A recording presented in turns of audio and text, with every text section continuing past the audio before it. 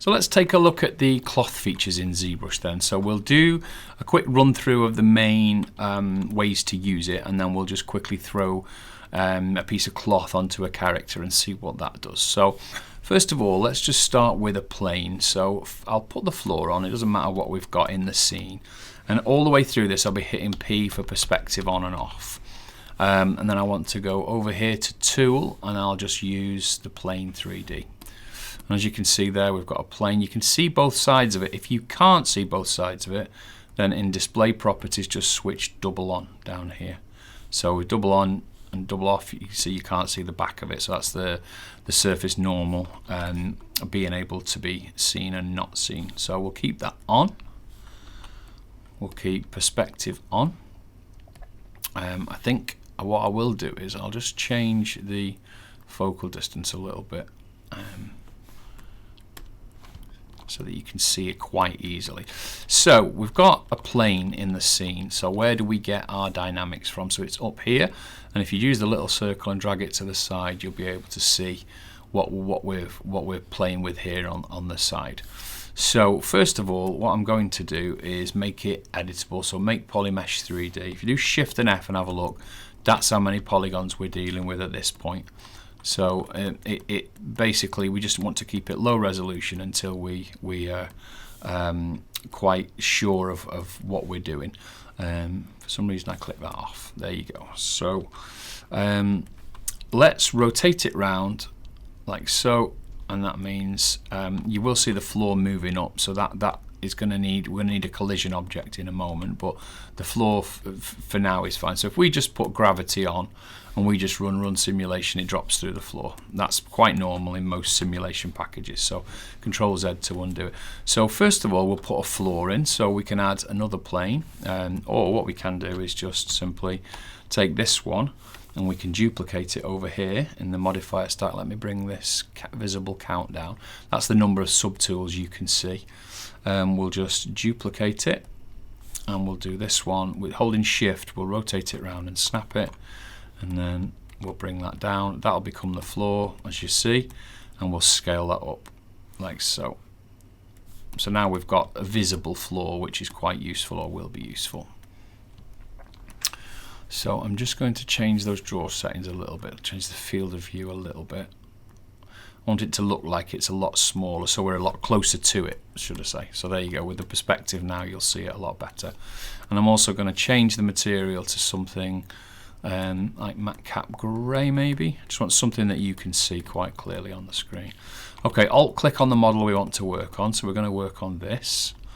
And again, we've got it up in the air, and we'll run simulation now. Now if we run it again, it'll be exactly the same, so I'll show you what I mean. So it just drops through the floor, so we don't want that. So that straight away is a problem. I'm going to make it a little bit bigger before I do it, and bring it a little bit closer to the floor. So there we go. So what we want is all the objects that are going to be the collision objects, so this plane here, the floor plane here, we just want to switch that to the next button along here, and that'll mean that anything in the scene that's got that button switched on will know it's a collision object. And you must do up here on this side here, we need to switch on collision volume, and that means it'll know that that's a collider object there now. So now if we run simulation, oops, we have to be on the right model, we don't want the floor falling away, be on the cloth that's going to be falling, run simulation, and you'll see like that it drops through that still drops through the floor. So why has that happened? So what we need to do now is just recalc and then do it, and you can see now it runs perfectly. So that's a big one to remember. If you don't hit recalc, it won't work. So I do that every now and again just to reset everything internally. So we've now got a floor, a collider floor, we're in perspective mode on and off, and we've got a cloth that we can start doing something with.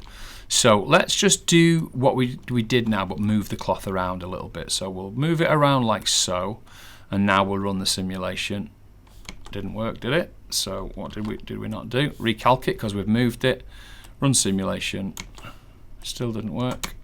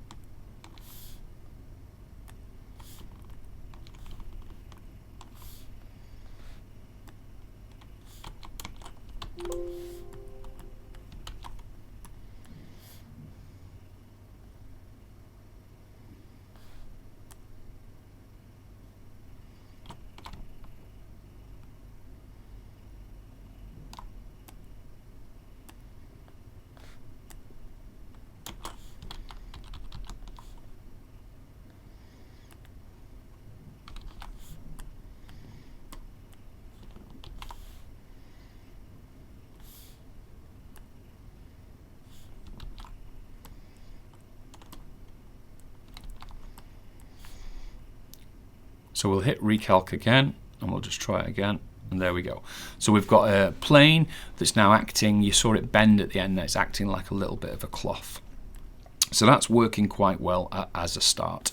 So let's undo that, and then what we'll do is we'll just move that around a little bit and see how it starts to deform. So we'll just use the move tool with a larger brush, so S on the keyboard if you don't want to go up here, or use the space bar. So we'll just move this surface around and just make a larger brush, move it around, and just see how that affects the collision or the running. So run simulation, and there you go. So it's basically exactly the same. It's not affecting it in any great way, more than having the flat plane. So what we need to do is do something like put an object on the floor underneath it. So we'll append in let's put in a cylinder, and we'll move that. So Alt click on it, make sure we're on it, move it so it's on the floor, scale it down a little bit there, like so. I'll dynamesh it so that it's I can sculpt on it later on should I need to, and then we'll just see what happens. Now we go back to the cloth and hit run simulation, and we know what's going to happen.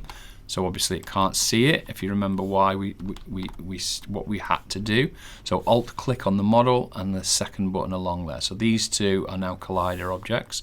So in theory, if we run it now, we're on the wrong model. So in theory, if we run it now and you're on the right model, run simulation, there you go. Didn't work because we didn't recalc. So run simulation, and there you go. So you've always got to be thinking about how to recalculate the scene to make sure it knows that there's new things in there. And I find this a little bit clunky sometimes. I do find that there's issues with it. But overall, with a little bit of practice, you'll remember, and you'll have it absolutely down in no time. So it doesn't take long to be able to get both of them working in the way that I'm describing. So what we will do actually is we'll move that one down for a moment, and we'll just use this so that this can fall off it as well. So run simulation now. See how it still thinks the floor's there. So recalculate, and then do it one more time, and we should see it go onto the cylinder like so.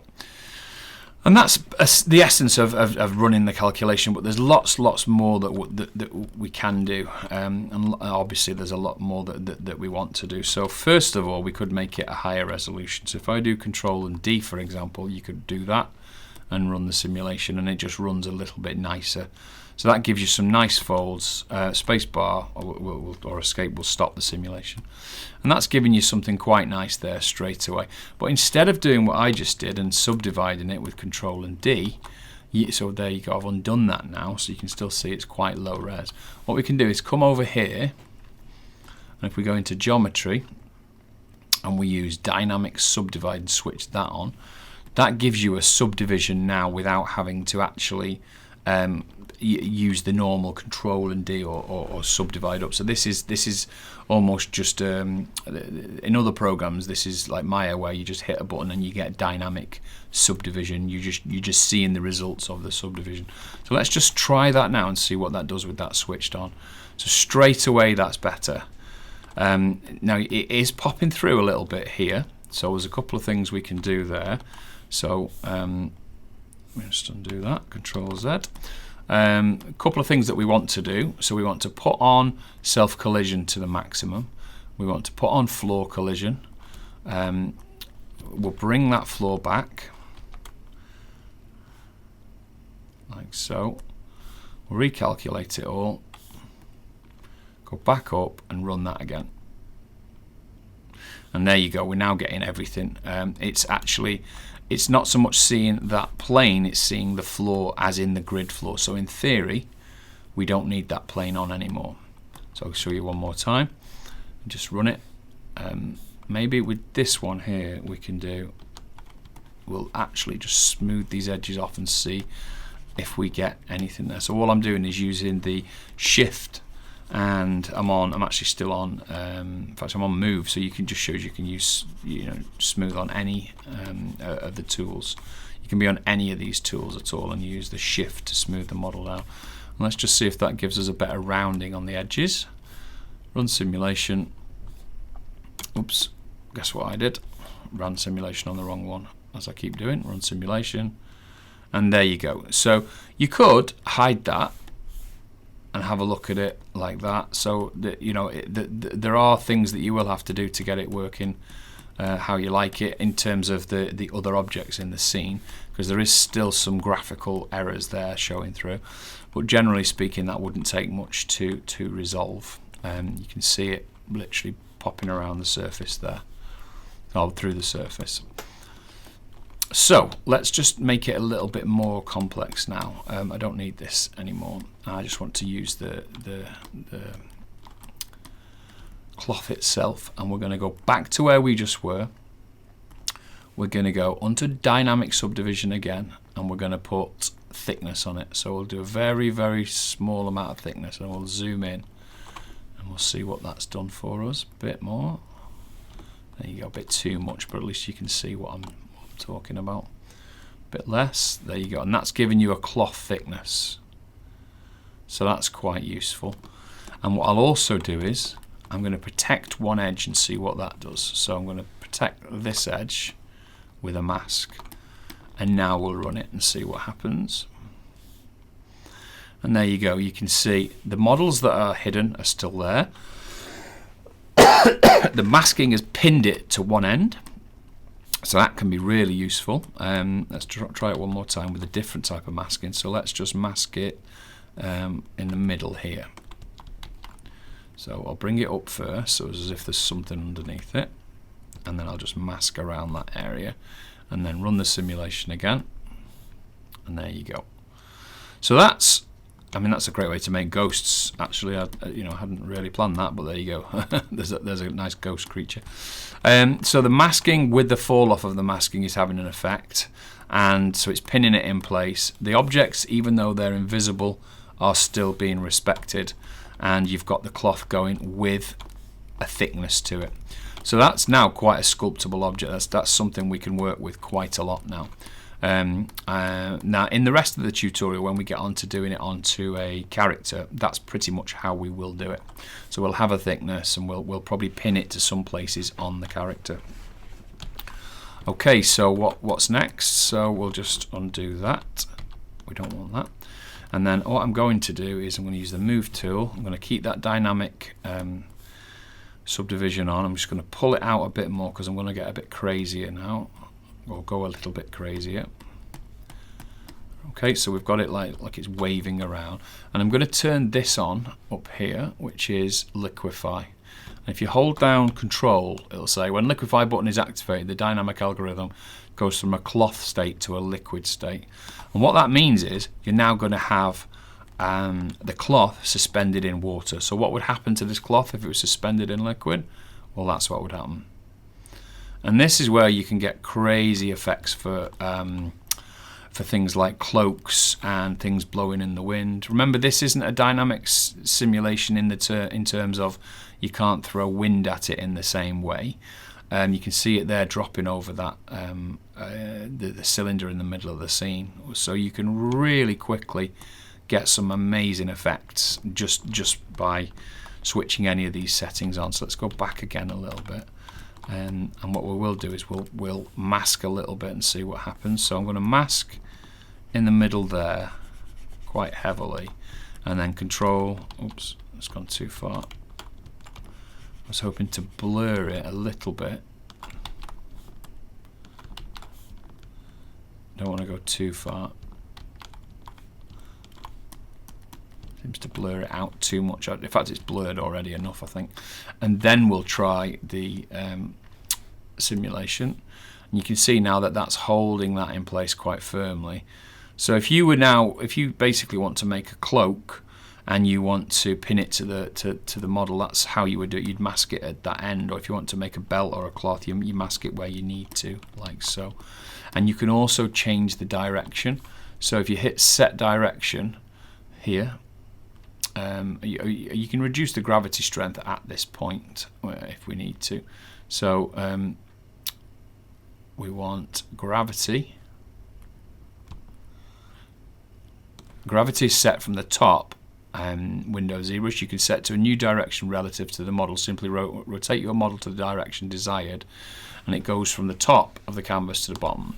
And what that means is if we do it this way and then set direction and then hit simulation, you'll see what's happening there, which is with the gravity down next to nothing.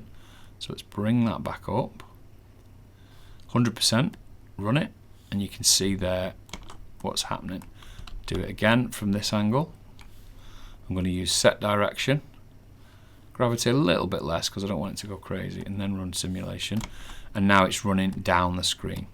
And that's where we could easily get the cloak that we'd want. So if we were to mask off this edge like so, and then set the direction like this, so it's going to fall down like so, and then set direction, it'll run like that. And that's a great way. I've used this quite a lot to get cloaks and you know, things flowing out of the screen. So I've used it for flags. So you could do it a little bit like that.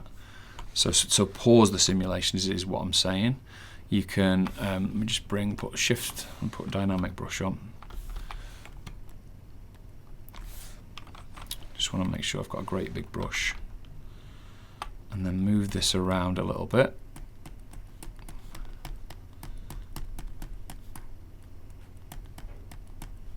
And then run it again. So we've set direction should still be active, and then we'll do run simulation. There you go. So it's stretching a little bit, and we can change that a little bit in a moment. So we can do like this. So I've stretched it out this way, and because set direction is on, set direction is on, and then run simulation, it'll now go down. So we've already got a cloth going out one way. Now that's folding over too much, so we've probably asked it to do too much there. The collision is on, but it's not coping with it. It is going a little bit too far for it, really. But with a little bit of tweaking, I'm sure you'd be able to solve that one quite easily. We could turn it upside down, actually. And then keeping the set direction on, and then hit run simulation, it'll drop back down. And there you go. You can see how dynamic this can be with for things like flags and banners and stuff like that. So I'm using that quite a lot at the moment, and that's in essence the main ways that I use it. There's a lot in here that I haven't messed with, so I haven't messed with inflate, deflate, expand and contract yet, simply because I haven't found a need for it. But what I have done a lot of is this. So we're going to bring in a character of some kind. So I'm going to delete the cylinder, delete the plane. I'm going to bring in with append and just bring in a character that I'm working on, or an older character that we actually 3D printed some time ago, and we'll bring him in the scene. I think what we might do is we might start again with the cloth, so that we can start a cloak from nothing. So we'll do exactly what we did, but start all over again. So we'll just delete that. So it'll be in subtool, delete. Okay, so start exactly as we did. So we want to bring a plane in, so we'll append, and we'll bring in the plane that we used, like so. Alt click on it helps.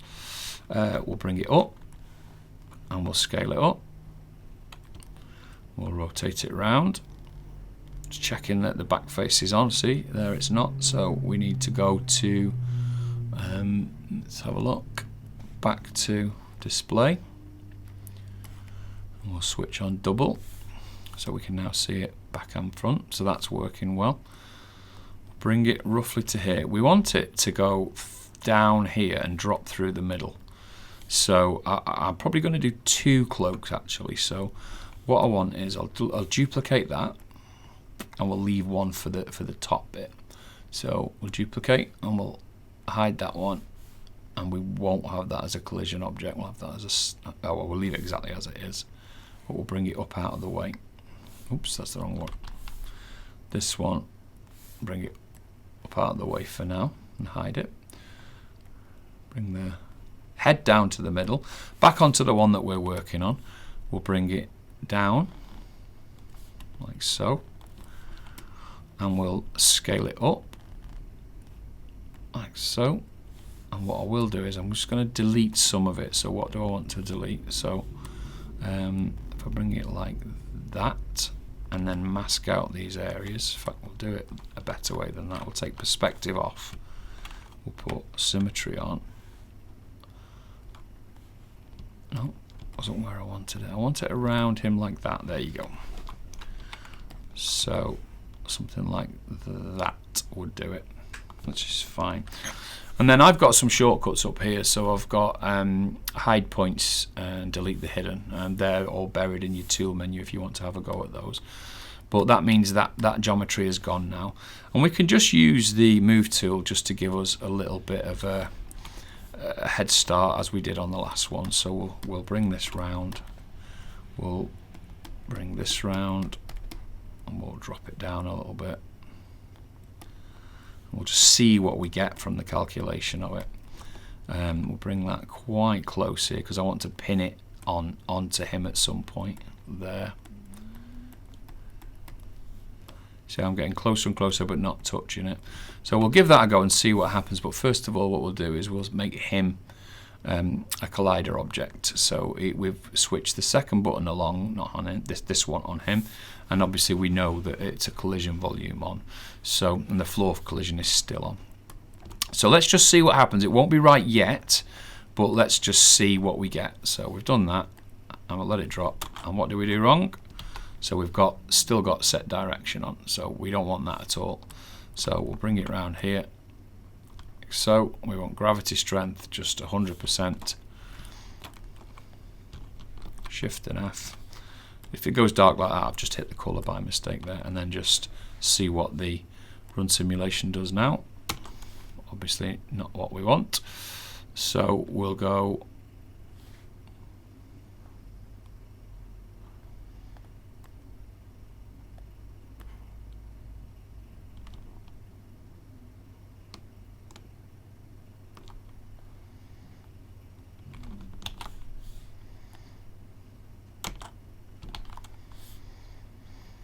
make sure that none of the settings are messing things up. I'll hit run simulation.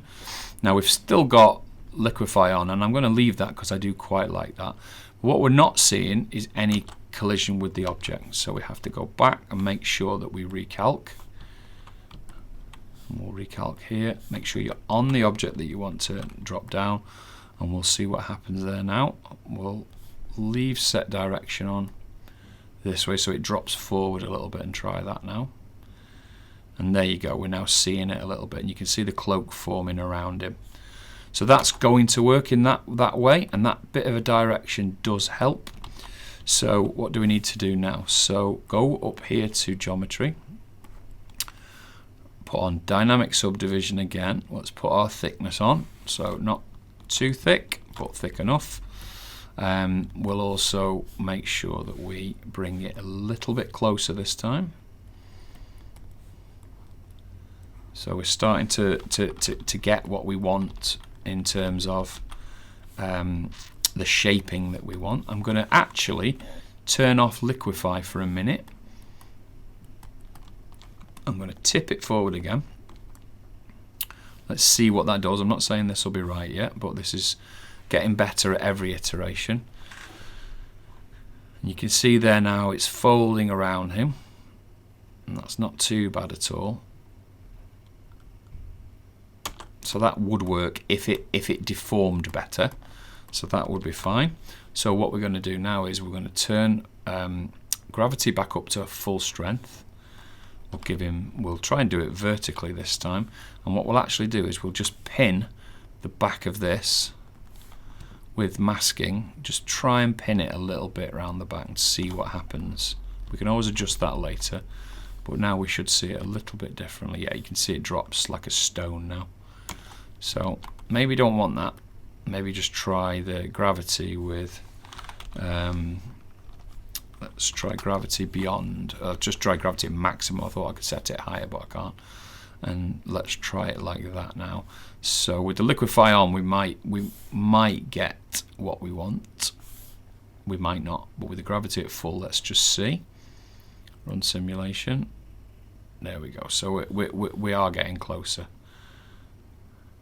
You can see it's forming around. It's causing a few problems because it's going underneath here. So we probably need to start thinking about stopping using let's not tilt it forward quite in the same way. Let's run it from here and see what happens. You can see you can keep running it, so that's nice. So if I run it a little bit like that, and now because I'm starting to get the cloth I'm starting to get the shape of what I want, because I wanted it pulling forward around his shoulders. So, and if you get somewhere and you're liking what you're getting, you can mask it out.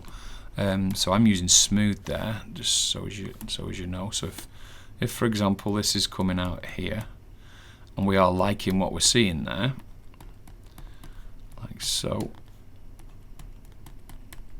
what we could do is we could mask that now, and that would give us a little bit more of a protection. So I could go like this.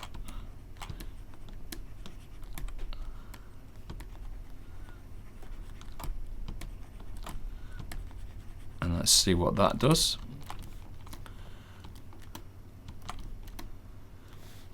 Run it a little bit. There you go. So it's tightening down. I might want it to drop round this way because I do like this cloak effect, but I want it to drop down here a little bit. So set direction. I'm just going to let it run a tiny bit. There you go. So it's just angled it round a bit. And then even drop it back a little bit. So I'm going to go this way now. You'll see what I mean in a moment. So even here now. So I'm just going to run it a little bit.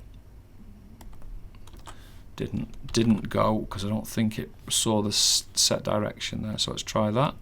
There we go. So now it's dropped back over here. Not as happy with that one, so I'm going to want to do that. I quite like what we've got here on this one. So I like that it's coming out the side. It looks like the wind's blowing from behind him, which I do quite like. So I'm going to leave that as it is, and I'm going to move all of this into place like this. You'll see what I mean. There's a little bit of a graphic error going on there, so don't worry about that. So I'm bringing it now. I'm actually sculpting it how I think I wanted the dynamics to work. And what I'm going to do is I'm going to work on it with some of the brushes that we now get with 2021. You'll see what I mean in a moment. So that's got me a lot of the way there. But to get me all the way there, I'm going to use brushes. So just move this around until I'm happy. Like so.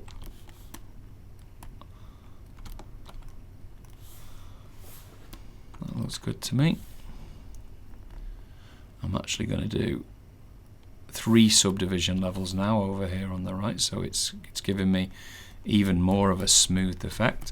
And now I'm going to have a look at the brushes. So what does that mean? So in B, so B for brushes, you've obviously got the normal huge amount of brushes. If you hit C, then you're going to see anything beginning with cloth.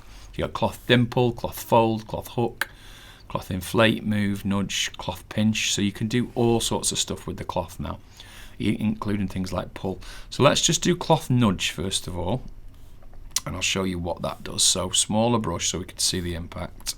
Let's do it down here. And you can see now as I'm pulling it, it's not giving a great amount of effect there. Maybe on a flatter plane you'll see it. There you go. As I pull through it, it's seeing it as cloth, and it's giving me the effect of, that you would expect when you nudge a piece of cloth. So it will fold under like that, and it will give you the ripples and the folds and the creases that you would expect to see in real cloth. So that's one. I want to do a few of them. I won't do them all. I'll do crumple. I quite like this one. So if I wanted to, this blobby bit here that's just too rounded, if I wanted to mess with it coming around this corner here and use the crumple, we should be able to get it to start crumpling up the mesh. So as we come round here, you can see, pull it out, gone under the floor there, which I didn't want.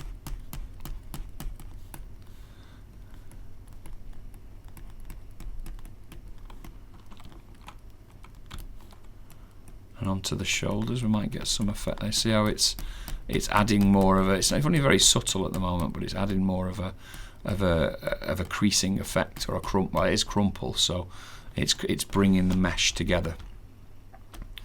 Let's go for a few more dynamic ones. So BC, let's try this one, cloth pinch. And we'll go higher intensity, smaller brush, and now we'll definitely get some more of an effect. Let's turn off, just for a moment, let's just turn off dynamic and see what we get. Yeah, so that's working. I just wanted to check why it wasn't giving me such a huge effect. So we'll go down here on the bottom corner, and you'll definitely see it working here now. Larger brush, and now it's pulling it quite extreme now. So again, you've got to be careful with some of these, because one, they might undo some of the work that you've done. I mean, that's probably not giving me what I want, because it's flattening it onto that floor plane. So I'm going to undo that one. Don't like what it was doing there. Okay, so now let's just do, I'm going to use some old brushes here. I'm going to use Damp Standard. I'm going to put in some suggestions here of what I want.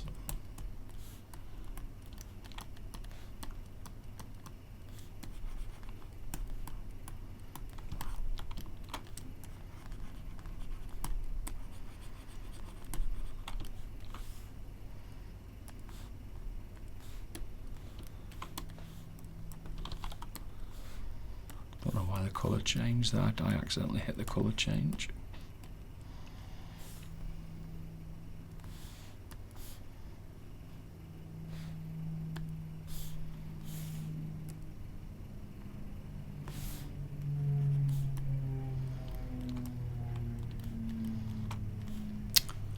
So what we'll do is we'll go to Geometry, and where we've got the subdivide, we'll apply it, and that's given us a frozen mesh now, as you can see. So we'll use these tools.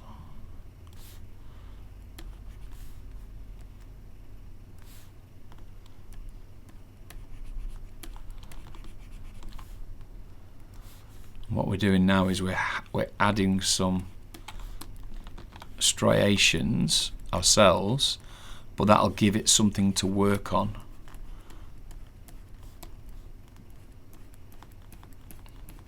You'll see what I mean in a moment. So these are all manually added, and then we'll go into those brushes again. B, C, let's try cloth hook. We'll just see if that helps us on these corners up here. You can see too aggressive there, so turn the intensity right down, and there we go. So now we're getting a really cool effect. So you can pull it out as much as you want. If you've already given it a hint of the cloth fold that you want, then it seems to work better, I find. Let's try a few of them now. B, C, dimple, that should give us something a bit crazy down here. Yeah, it gives us something very crazy. So low intensity, probably too much actually.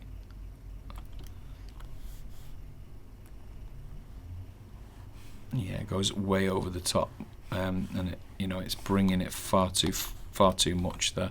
I'll take the focal shift up, draw size down, and see what happens. There you go. It's a bit better. It's pinching it too much for what we want, so don't really want to use that one. B, C, let's use cloth twister. Yeah, again, crazy time. So low intensity. There we go. Be careful with that one, because you can really damage your mess quite quickly. The intensity is like at 0 there, so even with 1 you can see the effect it can have. It can be quite dramatic, so be a tiny bit careful with that one. So try one more, so we'll just try cloth pinch on the corners again. So let's have a look what that does.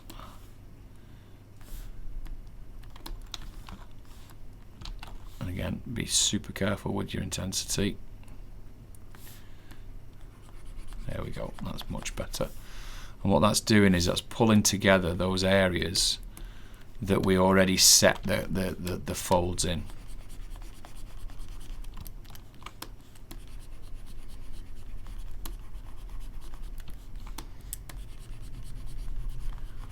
And it's just adding a little bit of complexity there.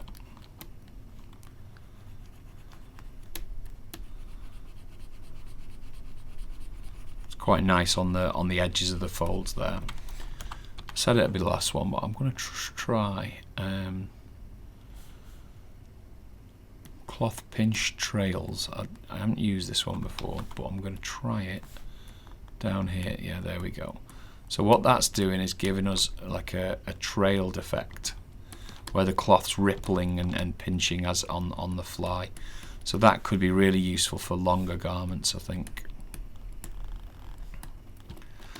And that's that one in a good place now. So what we need to do now is go for the next bit of cloth. So I'm going to put something around his head.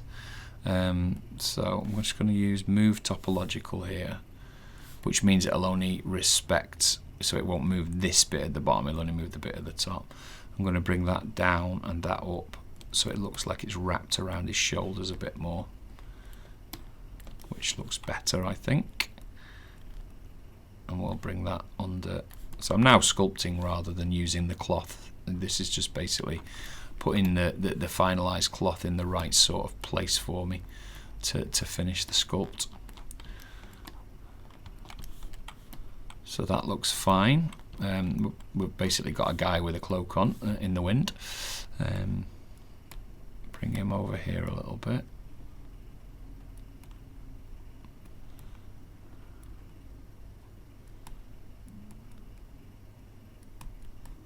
We've got it crossing over itself there, but that'll sort itself out with when we do a final Dynamesh. Okay, so the next bit, we want something around his head. So we're going to put the plane back on. We're going to move the plane down. We're going to scale it down that way.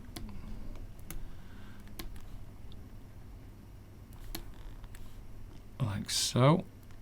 And we want almost like a bandana effect there. So I've upped the amount of, as you can see there, I've upped the polygon count. So Control D and then delete the lower, and we'll bring it. Just trying to find a. There we go, somewhere in the middle like that. And we'll turn it upwards so it collides well. And first of all, we'll drop it down and see what happens there. So we won't put on any of the dynamic subdivision. Let's just see what we get. Make sure we set direction, run simulation. So that's working fine. Recalculate. Should run the right tool. So we're going to use move. Pull it around. Collision volume. That's what we didn't have on actually.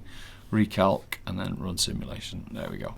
So it's a bit too aggressive, as it always is. So now it's time to put on the subdivision, dynamic subdivision, and we'll put a thickness, not much, just enough. There we go, and then try it and see what happens. And we're getting a nice scarf effect now. So that's going to work perfectly for me, but what I want to do then is wrap it around his head. So if we bring it round here, like so, angle it like so,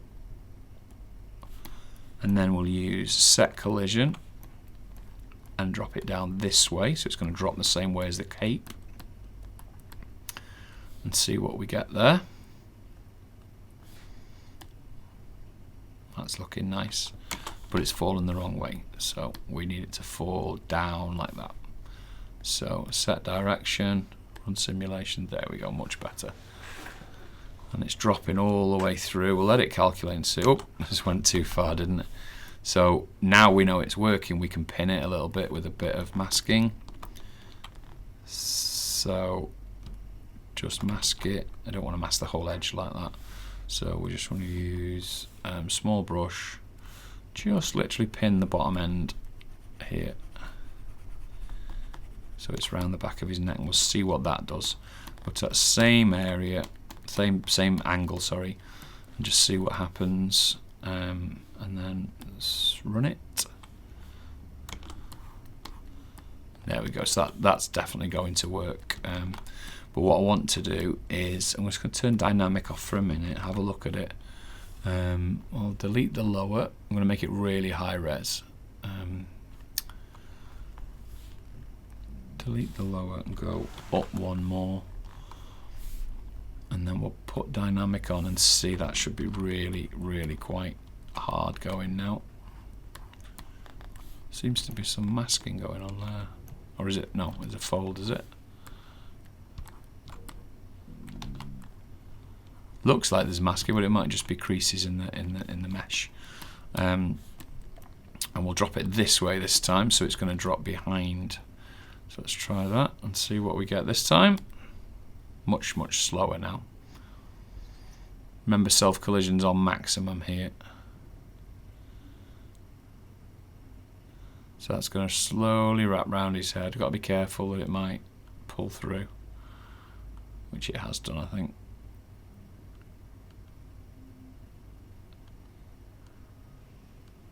Yeah, too much.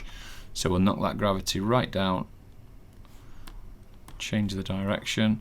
There's a lot of iteration when you're doing this stuff, so don't be, don't be surprised if you spend hours iterating and just trying different things to get it right.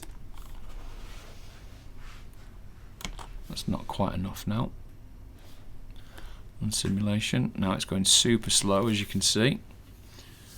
This might be an argument, there might be an argument actually not to use liquify here and just use the normal simulation. But look at the folds that you get in there, and looking at the creases, and so you can get some amazing effects if you just let it. A higher resolution could sometimes just help. I'm going to let this one calculate. It's taking longer because I made it much higher res.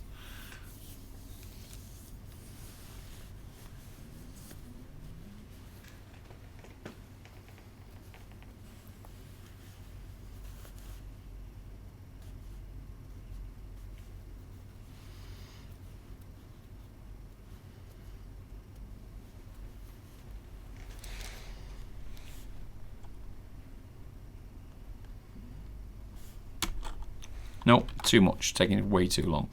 So we'll turn liquify off and just see how this goes. So this is doing it without liquify.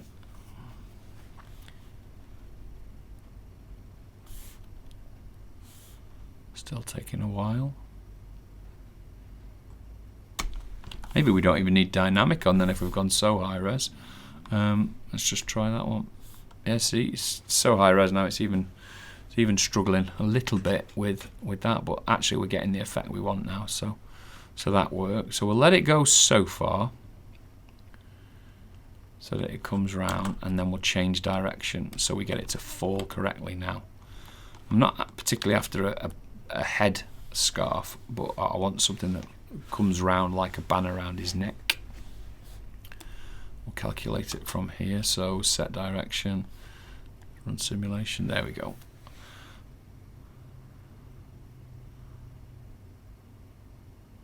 You can see now it's dropping. It's going to be much, it's almost like it's silk rather than it's any kind of hessian or cloth or any of the stronger. In fact, that's still not happy with that. It's gone way too thin now, actually. Looks like he's got stuff hanging between his ears, which is not what I want. So I'm going to actually go back and reduce reduce the I'm out of polygons, so that's back down to that level. Let's try that. Yeah, that would be better. So I think what happened there was I went too high.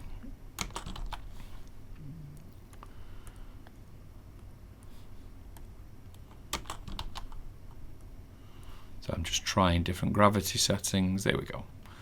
Yeah, I think that's worked for us now. So if we can get that to fall completely and see how it lands. Don't worry about the back up here because we're going to smooth all that down anyway.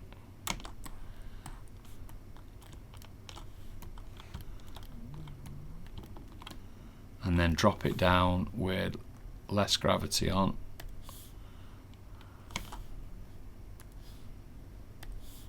And there we go. That's giving us what we want now. Maybe a little bit too straight, so maybe what we want it to do is much more of a kind of a down here. And we don't want that mess down there, do we? Because although it is supposed to be quite thin cloth, it's not helping us being quite so thin. That round the back and that round the back there.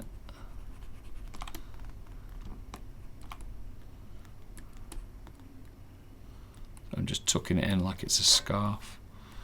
And then I'm going to smooth that down actually to even it out a little bit. And then use some of those brushes. So we want cloth nudge.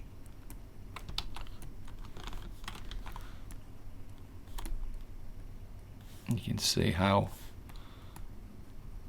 that's now working quite well. It's giving us the folds and the... There we go. And then bring this one up. And this one down. So we're kind of interweaving. We don't want it to pass through anything, so be careful there. Just want it to look like cloth coming through, like so. And then I want to sort out the mess that's happened behind there. So that's worked. Just smoothing it down really, just shift and smooth when it's not behaving. Would be interesting now just to switch dynamic on and just see what the thickness looks like. So yeah, that's kind of helped a little bit, not hugely, but let's bring that up here. So we're using the cloth tools with a combination of the more standard tools. I'm just switching to this other bit that we did just to bring that up round his shoulder a bit more.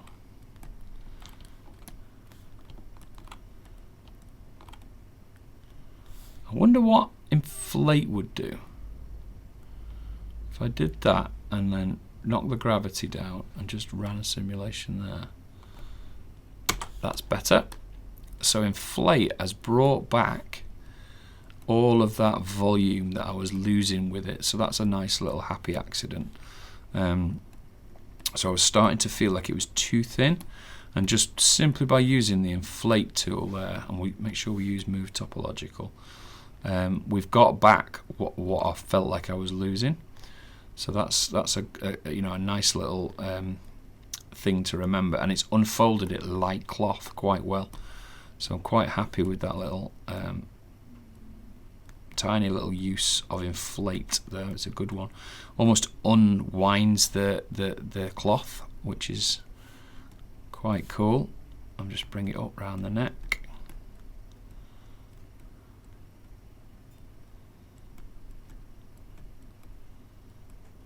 I'm not happy with this neck area. As you can tell, you've seen me noodling it quite a bit there. This is nice though, going up around his shoulders and around his neck, quite like this. It's like tucking in around the side of his face, which is nice. Should give us some nice effects. I've got to make sure it comes under his ear like that. There you go.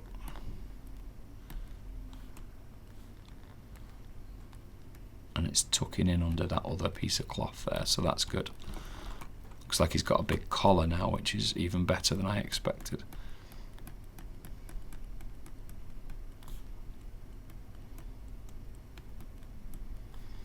Excellent.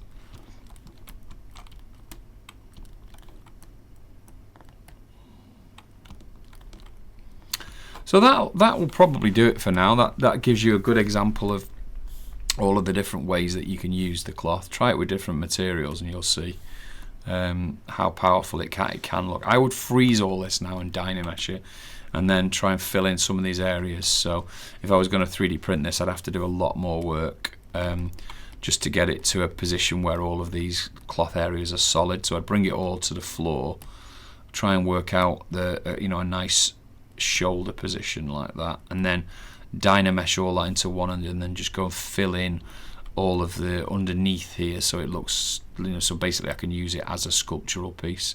Or if it was staying in ZBrush or for concept art, then it's pretty much exactly as it is now. Really, you can just use that in the right framing and just paint over it in our normal way. So, but that's how I use cloth. That's how I've started to use cloth since it came out. I do use it a lot, to be honest with you. It's I found it useful in lots and lots of jobs where I just need a little bit of dynamism in the cloth without having to resort to Marvelous Designer or any of the other programs. Even Blender now has quite a lot of cloth features like this. So that's how I would do it, and hopefully you can have a go of it and maybe put it to a better use than I do.